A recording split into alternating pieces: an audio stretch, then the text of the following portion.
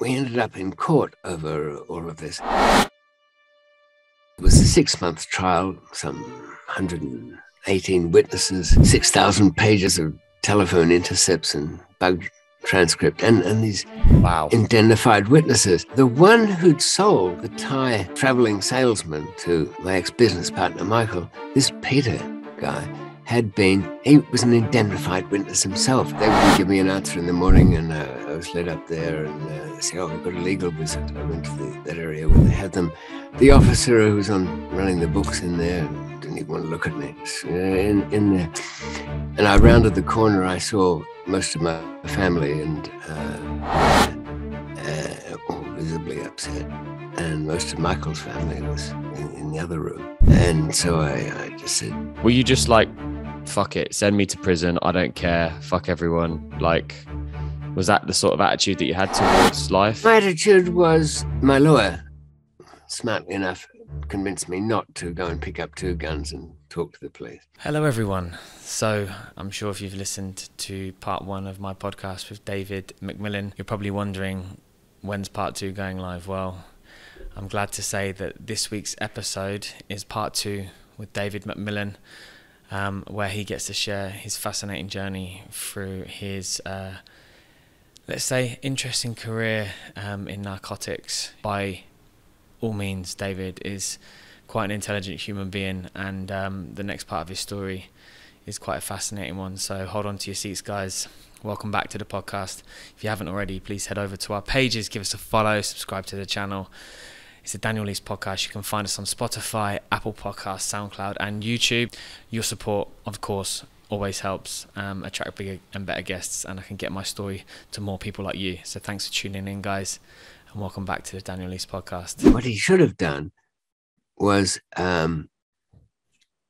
because his English wasn't so good, at least met him or had a conversation with him and made it very clear never to come back into the country again. And he was still owed a bit of money.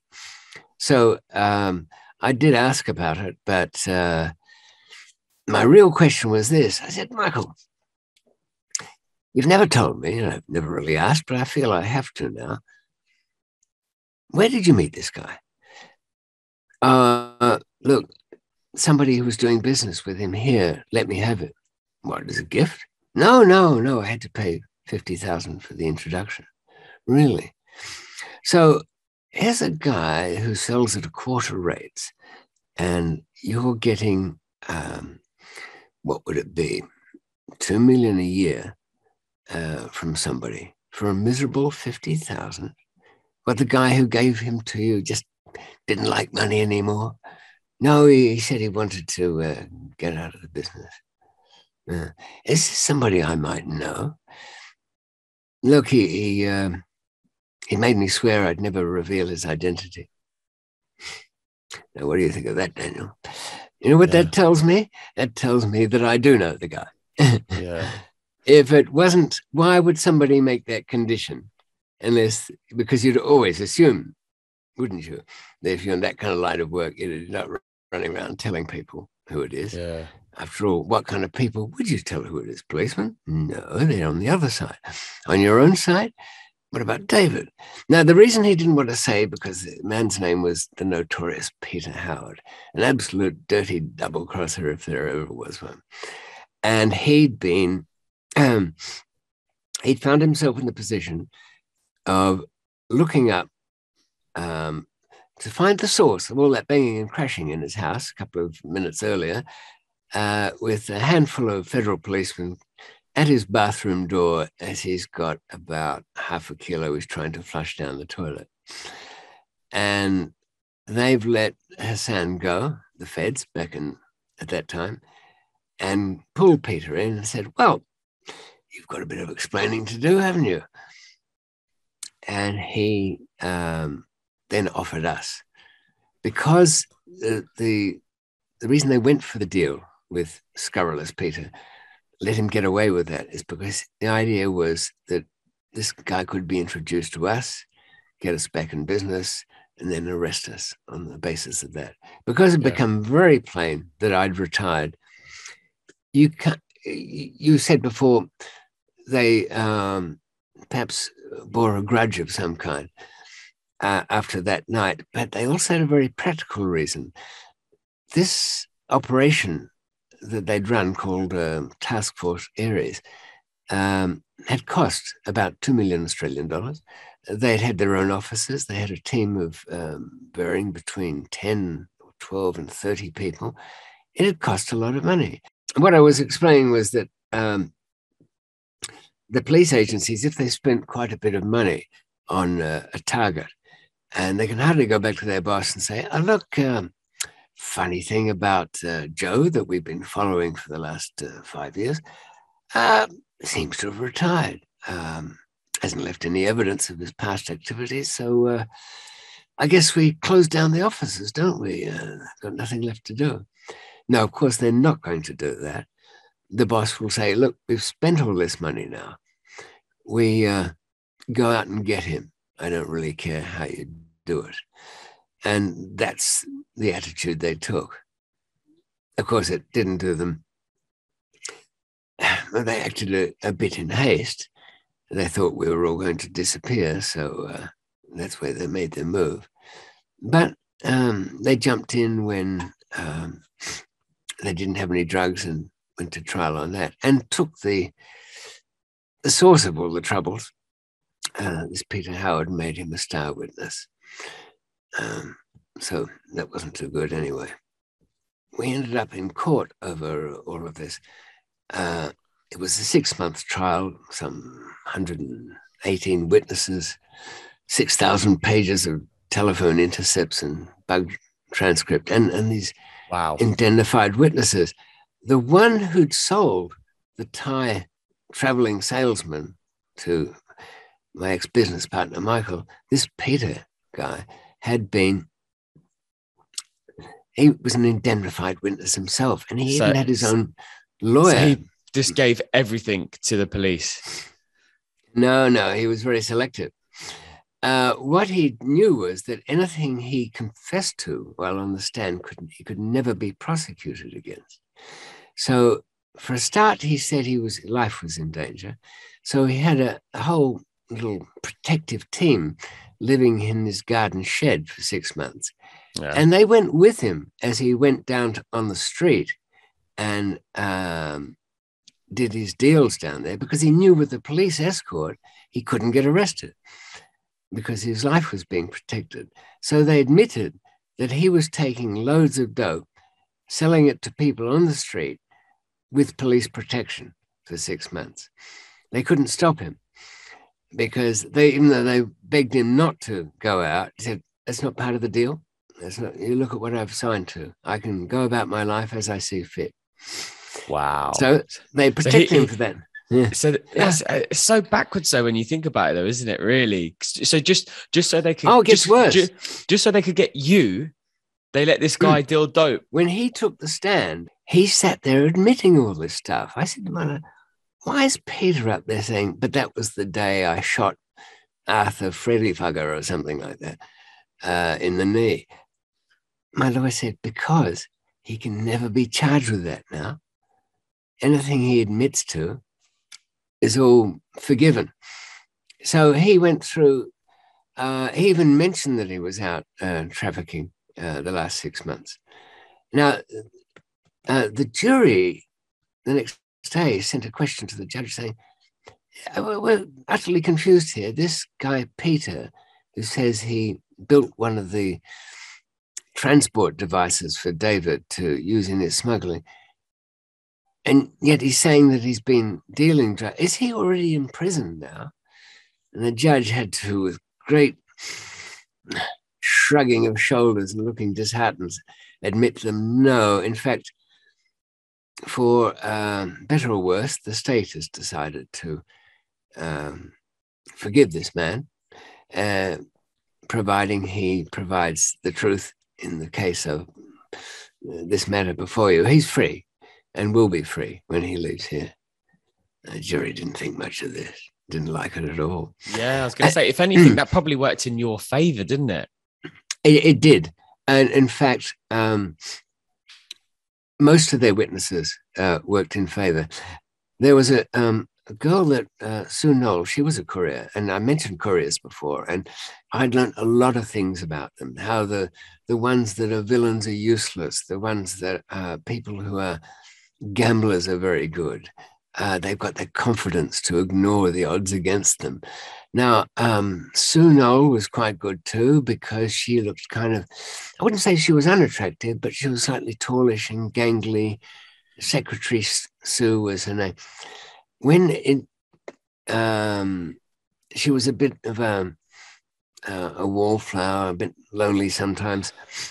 And when she got out of it, I don't know why she didn't want any more jobs, but she didn't tell me she'd gotten herself in a bit of trouble for some hash, spilled to the cops already about me. They didn't believe a word she said. It was only later on that they thought, oh, what she said must have been true.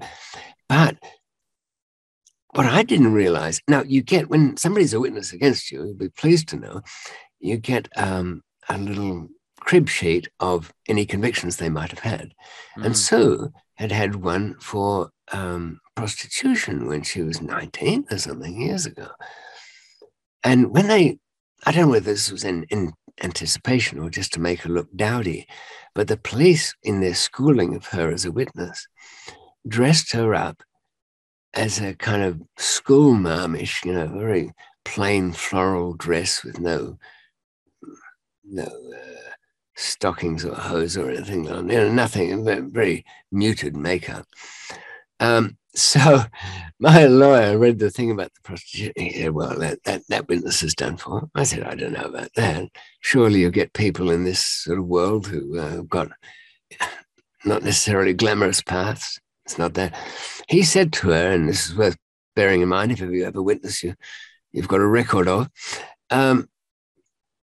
said, ran her through the things that revealed that the police had been schooling her up and had effectively helped her dress for the day.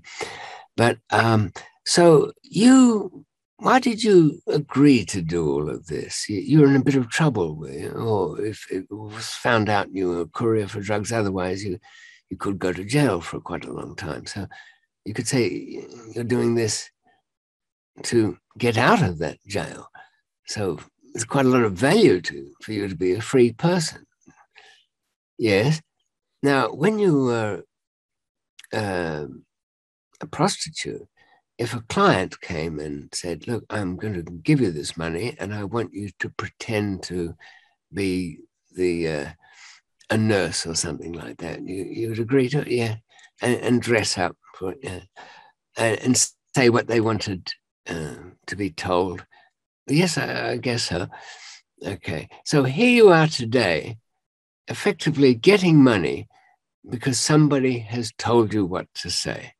And so as in terms of witnesses, it's very hard to get the ones that have been indemnified to come across as credible. Yeah, because they're doing it for a reason.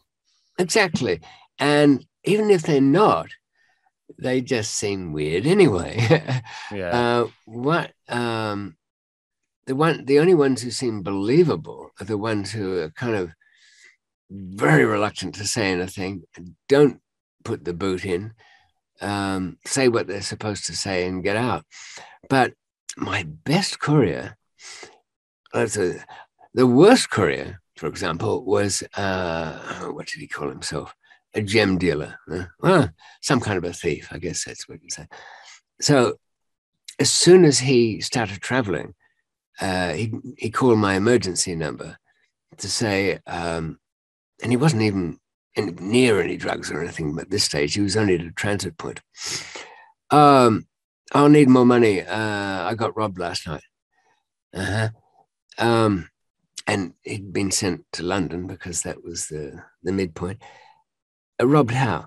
I had a call girl and she took my wallet, my cash. Okay. So I checked with, because I wasn't there, I checked with my pair of eyes that I had in London at the time. He said, well, as soon as he arrived, he checked into the hotel and then went straight down to a casino. He was out of that casino within an hour because he'd lost all your money. So that's the bad courier. The good courier was this fantasist, and the best couriers are. He was another Peter. And I watched him cross over borders in the days when it wasn't all sealed up and you could actually watch people as they went through customs and things. And he bounced through at one time with a tennis racket in a carry case, expensive looking one. Certainly read that way when I got the Amex bill about a month later. Yeah. He was imagining he was a tennis pro. And he had a whole fantasy world to go with this. He made a very good career because he could absorb into the power. He didn't want to know what was in the suitcases. And I never really told them anyway. You know, I always said, look, imagine it's the worst thing in the world. You could think of it, plutonium, powdered babies or something. I don't know what. But, you know, the moment, if you've got a courier and the moment they start asking about details of where it is in the bag and how it is and all of that, what it is and how much do you get for that? No, not me, but what do you get for it? You might as well dump them straight away. But here's the other side of this coin. If in the unhappy circumstance that such a person would become a state's witness against you, they're very hard to... They're such fantasies. If they've found themselves in the hands of the police, they become, instead of perfect drug smuggler, they become in their own fantasy world a perfect policeman.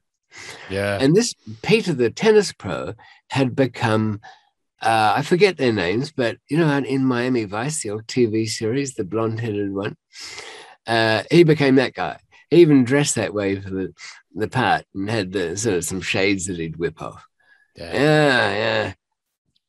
And I said to my lawyer, ask him, you know, the details about some passport thing. He doesn't know, but he'll remember that it was taken away from him, you know, quite quickly. So Peter would come back. Yeah, of course, I don't know the answer to that because these drug barons, they don't let you hold on to documents. I was just telling Phil and Bob. These are the task force policemen. So he's talking about the other policemen as though they're old pals, you know, they're working on the job together.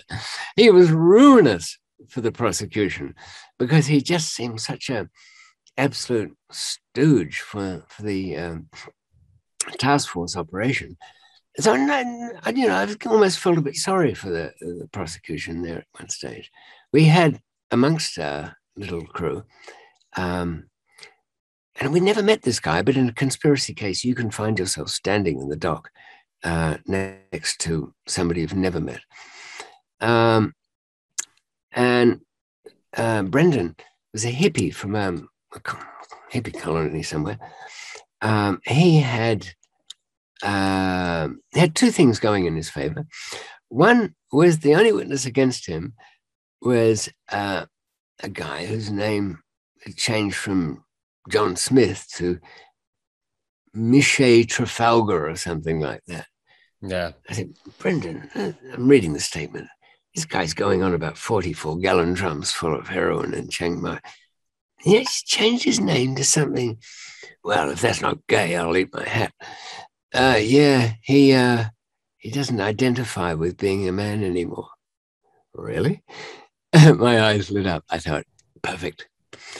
I mean, how good's a witness going to go if they can barely keep a grasp of their sexuality, let alone reality? Yeah. It was absolutely nice to death on the stand. So everything went quite well for you, realistically, with the prosecution, because they were out for 7 days. Yeah, the jury. Wow. So and then I do believe that most of the actual cases that you were kind of in court for, you were found not guilty, and you only actually went to prison for one of the... Yeah, one was enough for old Judge, Judge Murray. He said to me, the jury were very generous with you, Mcmillan, but I don't feel that way. And he'd regretted not letting in some illegally tapped evidence.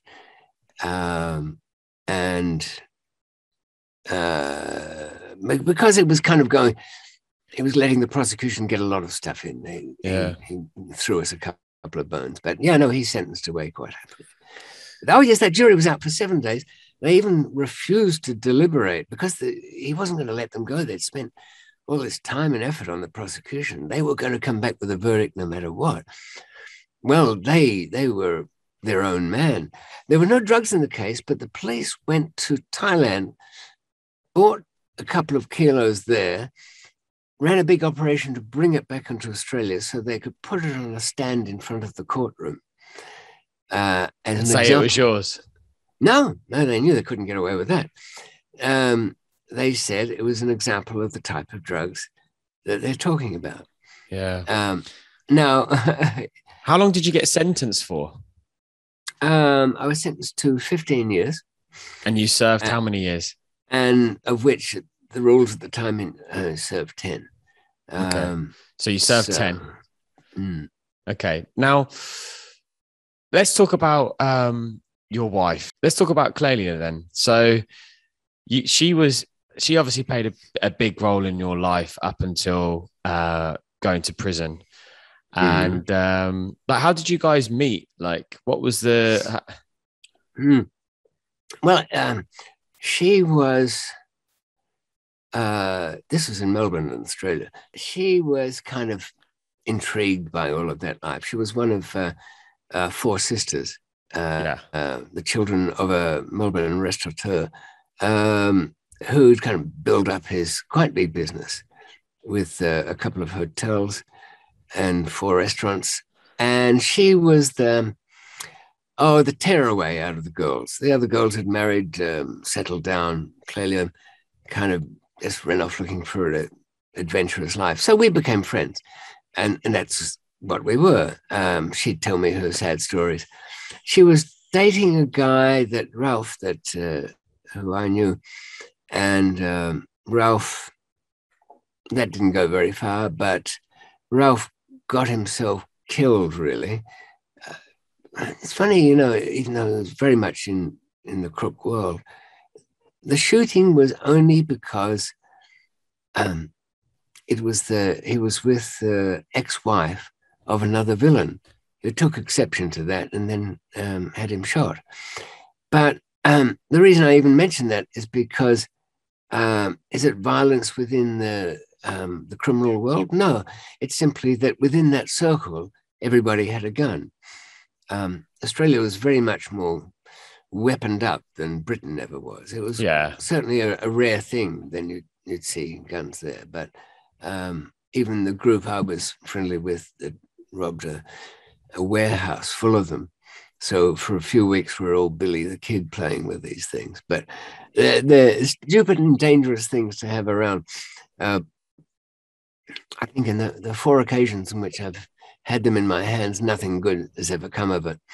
I somewhat stoned on Quaaludes and ended up playing with 357 and shot through the roof of Clelia's dad's hotel. Luckily, I think 10 o'clock closing time for the lives of several of the patrons downstairs, because that bullet would have certainly gone through there. Her father very sternly looked at me the next day and said, "David, I understand you're in a adventurous business world, but no guns in the hotel, please. I think let's make that a rule, shall we?" Yes, but so he kind of knew what you did then, basically. Oh yeah. Was he okay with that?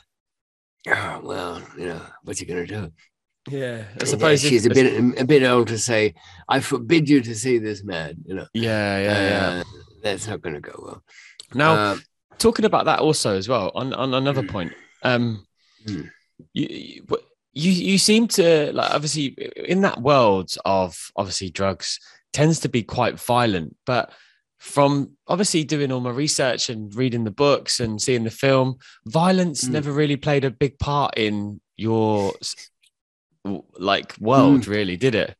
Well, let's see how violence might appear. There's no reason that it would. Look, there was the people who used to try and invade Michael's home, and they brought guns, but these were just a couple of clowns. Very easily identifiable, and in the hierarchy of crooks, very low down. And sometimes it would happen. If somebody tried to rob somebody else, then that was a reason to dust off the old gun. Yeah. But only while that was going on, you wouldn't, if you wanted misfortune to visit them, then you'd arrange that quietly. I was going to say, it's something that some other moment. You wouldn't do yourself, right? No, because you couldn't do it yourself. It really is only if somebody. Everything's a business. It's just business. So tell us about your relationship with Clelia then. Well, as I say, we were just pals, but I remember sitting in my bathtub, pulling some rose petal thing to pieces, saying, "Oh, why isn't there anybody out there like such and such?" "Oh, I don't know," I said. "Well, I don't know. I think we went to dinner one night. It was my birthday, and she dressed a bit differently. She looked rather charming, as a matter of fact. Even though she wore overalls half the time, she'd made an effort that night and scrubbed up. One thing led to another. And ever had a girl say to you, 'What took you so long?' They do that, don't they? After they've played either unavailable or hard to get for God knows how long. Yeah. And then they say to you the next morning, 'What took you so long?' Well, you did. Anyway. Yeah. We had our own kind of version of a marriage.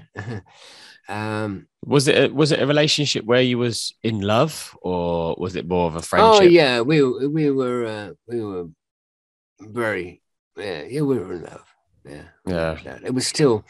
I mean, this was 3 years into it when she died, so. It was past that first 6 months when, the world's so wonderful. But any women watching? It's different for guys, isn't it? Yeah. No, I mean, look, I wouldn't. Just imagine. I mean, you think of what nature has to convince, the poor human to do, carry around another creature growing inside them for 9 months and do ruinous things to their body and then get chewed at for another 6 months as the very essence, the milk, the life itself is sucked out of you, and only then to be betrayed by the time they grow up into ugly teenagers and treat their parents with contempt. Anyway, we were, she was quite clever too. We got into some trouble once with, I was traveling around. I had like too many jobs on at once. I had 2 or 3 passports. I ended up with a kilo of China White and 2 kilos of Coke in suitcases, kind of packed into various devices. And it was in London and I had nowhere to put them. So I had to leave them while I flew back to Australia and got somebody else to come over and pick it up. If it had been just me, I would have had about 6 passports and the whole problem would have been solved. But these things were left with a friend who sort of understood in his loft. And I was staying at the Portobello Hotel. It's a kind of cute boutique hotel down in Notting Hill Gate. I don't know if you know it, in London. I said to Clelia at the time, I've traveled myself into a dilemma here. I'm here, I've got this Australian passport, but there's no entry stamp for the UK. And yet this is the one I'm supposed to show when I leave today or tomorrow, and then fly back in to say where I've been for the last 2 months. Not all these others, or Thailand, all of them. So what? So I'm going to have to go out and come back in, present that one, get myself stamped in. I'm going to use, and they don't have it anymore. You wouldn't recall it. You're too young. It used to be called a British visitor's passport. It was a cardboard piece of tat you could get from a post office over the counter on the spot. Went in there with some ID, something with your date of birth on it, even a copy of birth certificate. And for £10, you'd get this thing, and they'd staple or put in this photo. So the good thing about it was only good for around Europe. So if you showed it to customs or immigration, they didn't pay much attention to it. Just wave you on. So I flew to Charles de Gaulle on my way out, I thought, I'm not even carrying any luggage here. Khalid, listen, empty that bag out. I'll take that one, chuck some toiletries in it. It's like an overnight trip. That's the way it'll look like I'm traveling. Okay, fine. So I put a towel and a couple of things in this bag, jumped on the plane, going out on the cardboard passport, got to Charles de Gaulle, walked out, walked back in, shown the visitor's passport again, but then stuffed that down my pants, kept the other one, landed in Britain, showing the Australian one, got my stamp in, and that's fine. Not doing anything, not being up to any mischief. I didn't think anything of customs or whatever, and it was deserted. I made sure it was Terminal 2, back in the days when Terminal 2 was good. At that time of the day, there was nobody on. One guy, one customs guy, but I didn't like him from the out. Oh, yeah, imagine this. He's young, tall, iffy too.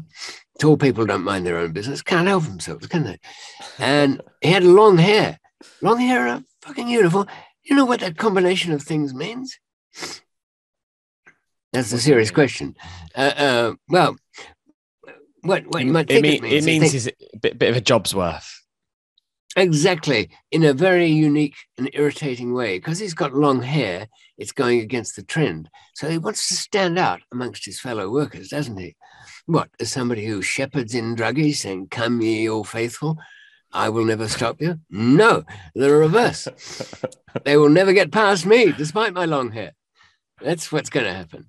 So, I realized then, as one does in a flash of irritation, that even though my trip was a nothing, I had to, to go out and just switch passports like that. I hadn't planned it as though I was doing a big run. I hadn't arranged where I would mail back one of the passports and only have one on me. I hadn't done lots of things.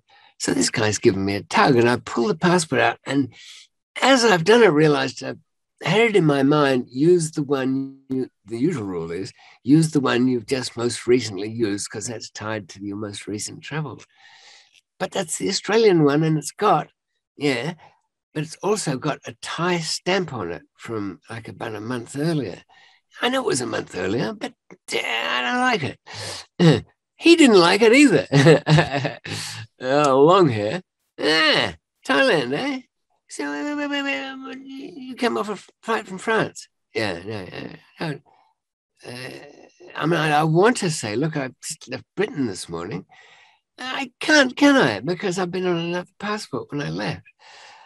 And I haven't got a shred of evidence that, because this is my passport, isn't it? So there's nothing in it to say anything, but the last thing that was in it was Thailand, and suddenly here now. Who knows where I've been? Well, maybe they just forgot to stamp me out of Thailand and I left the day before. All these scenarios. So he's waddled me over. I thought, I'll let him poke around. What the fuck? I've still got this cardboard one down in my other left testicle, but still. So he's poking through this bag and he put his hand down the side pocket. Now, lo and behold, for 3 months, there's been a tiny bit of hash sitting down there from when somebody gave it to me somewhere. I can't even remember. And it's been down the side of his bag, and he's pulled it out. Aha, he says, kind of eureka moment there. Let's say goodbye to your lifetime for the next few hours at least, until we rinse you out over this and see where we go. And it's all unpleasant. I end up in a room somewhere.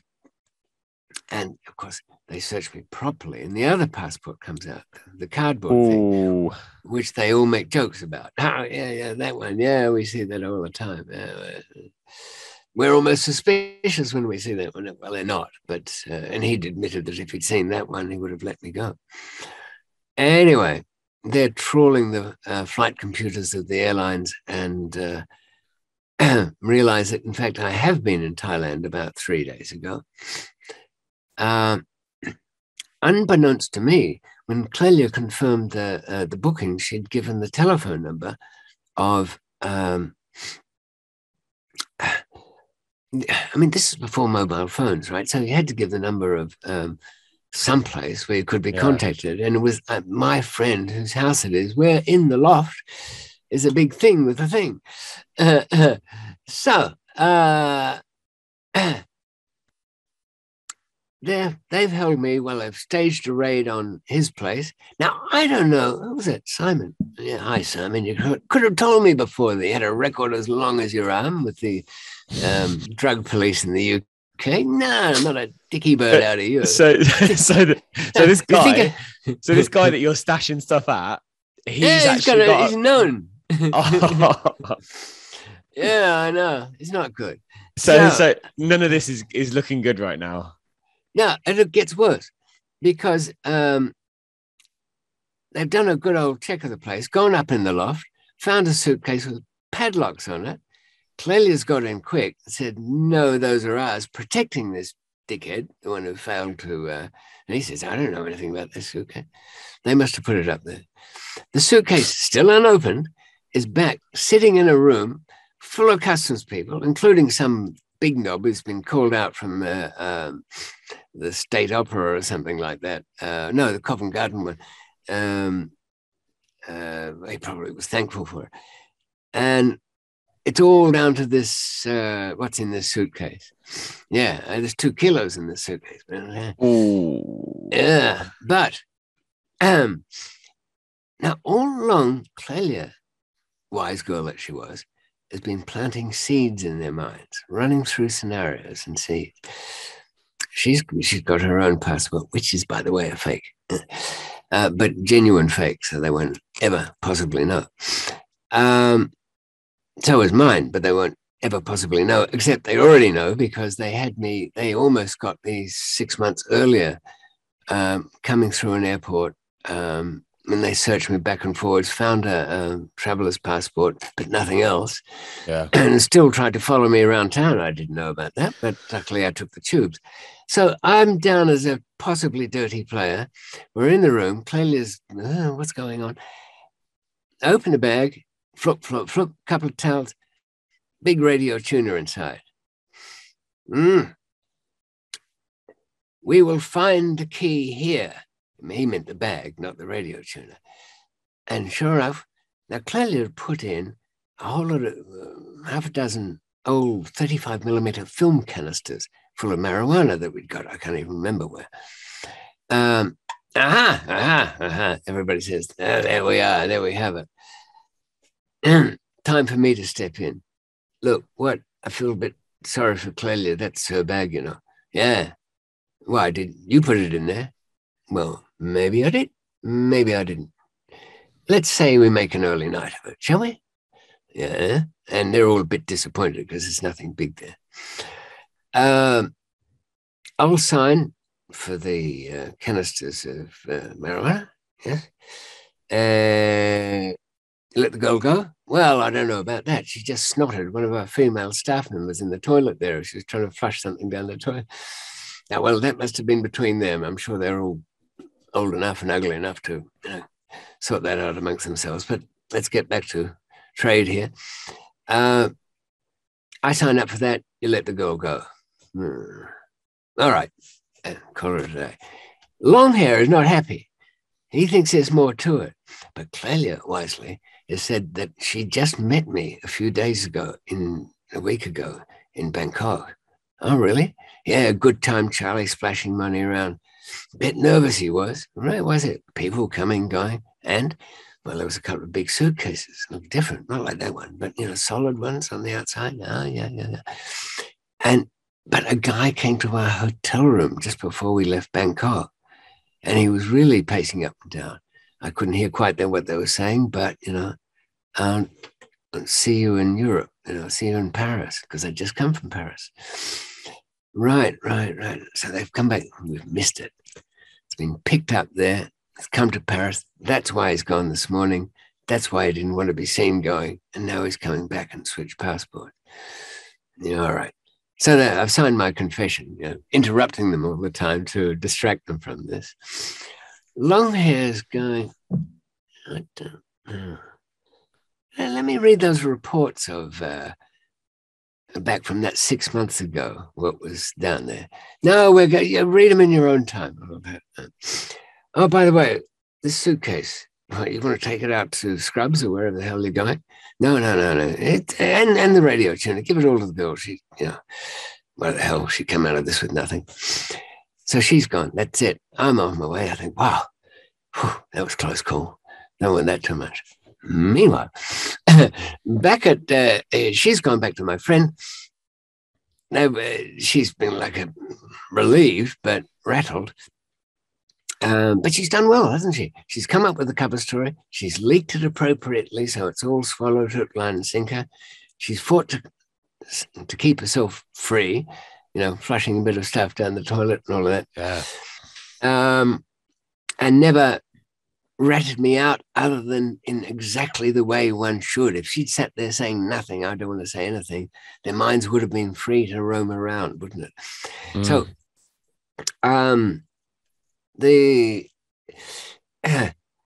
I'm thinking, all right, now let's see if I can organize myself a bit of bail, or even if I can't, I'll get somebody to go and pick this thing up. It's mid-morning. I've been to the court and come back, and Claylea's come in.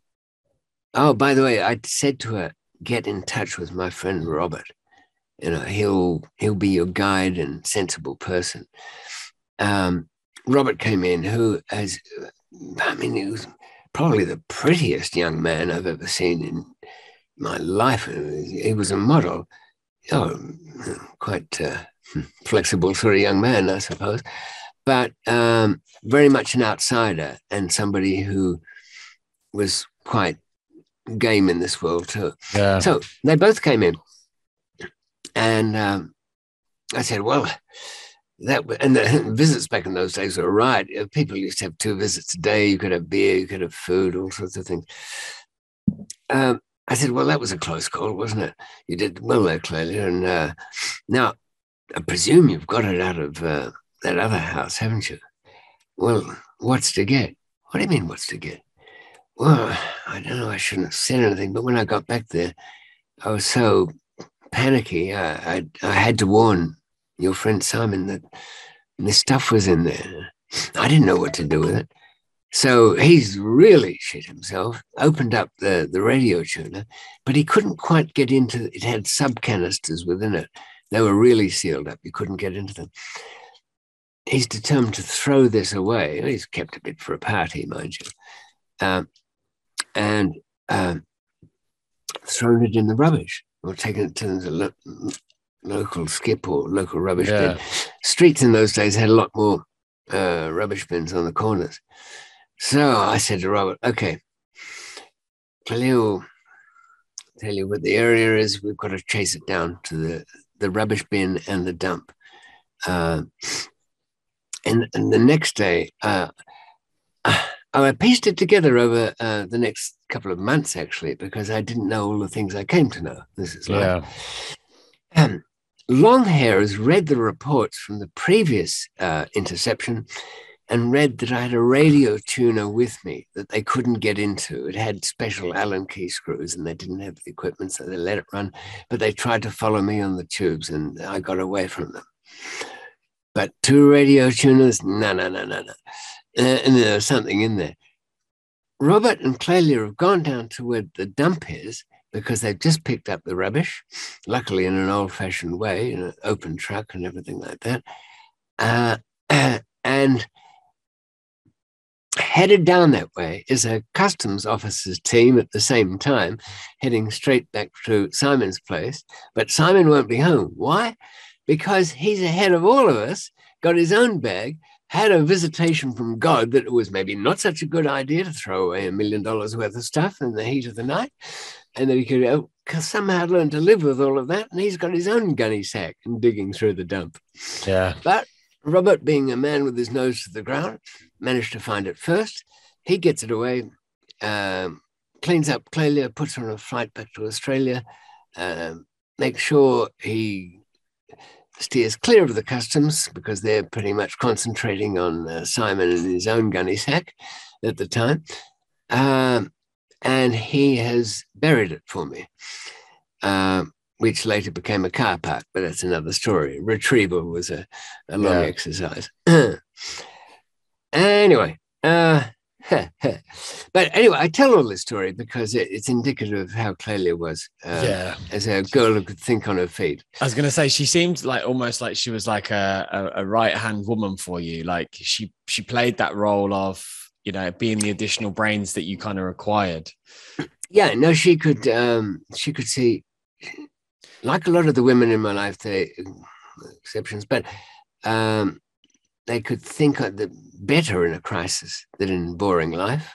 Yeah. I would say that's women in general, though, to be fair. They tend to think better in the heat of the moment than men. Men just get a bit flustered, whereas women are like, they do have more of a clear direction. I think it's their human instinct, really, to provide clarity in a bit of a hairy moment, right?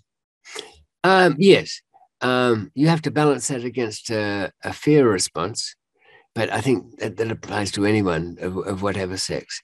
Yeah. Most people, when something apparently dangerous is about to happen or something is revealed, if you go into a house that's supposed to be safe and you find footprints all over the place and the evidence that somebody's been around, you're on alert and tend to overspeed your reactions.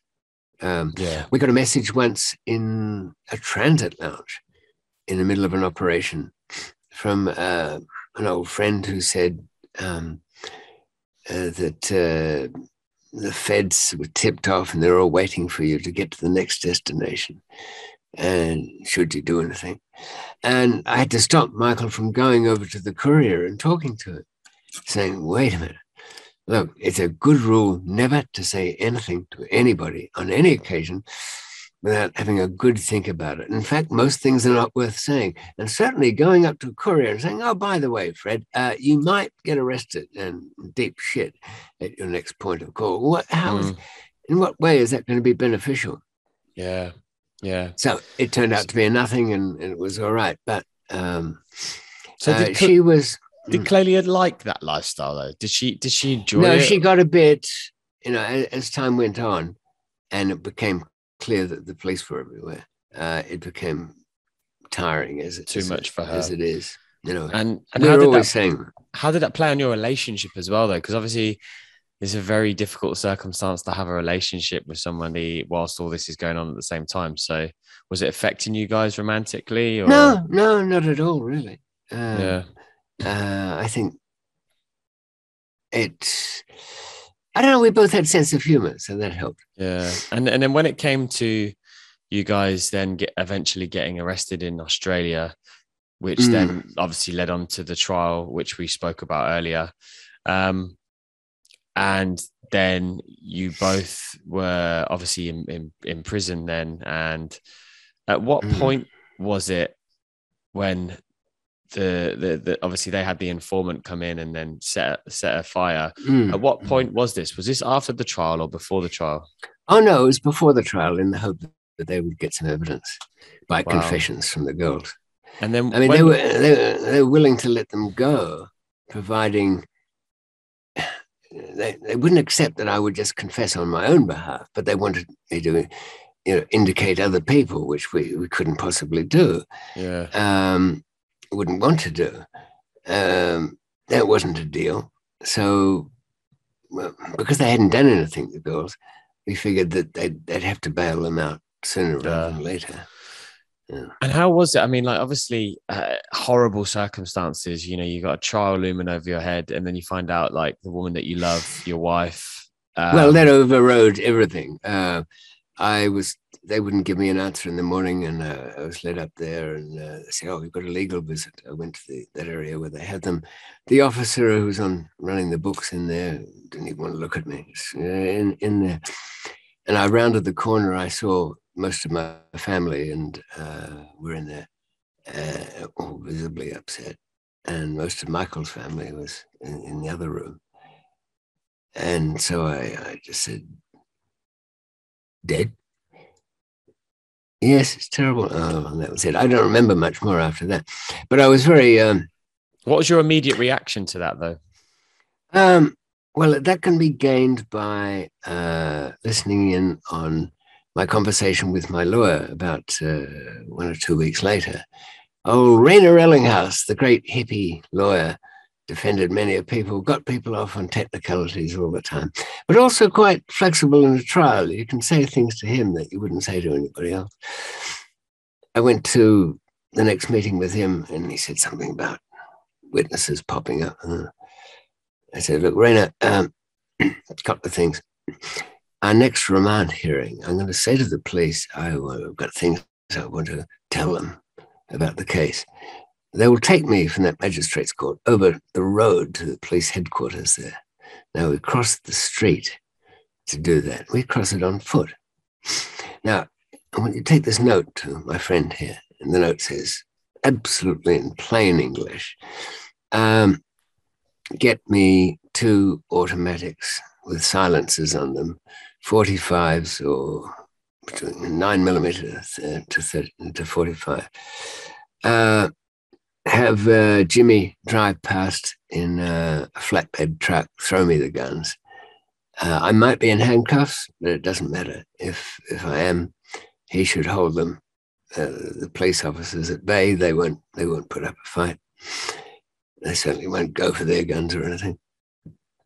And the plan was to go completely Apache and escape. Yeah, probably a good thing. This plan of escaping and running amok, which is sort of what I had in mind, that didn't even formulate. I was so gutted, so empty, and so guilty. I felt like, yeah, I'd allowed all this to come about. It didn't matter how.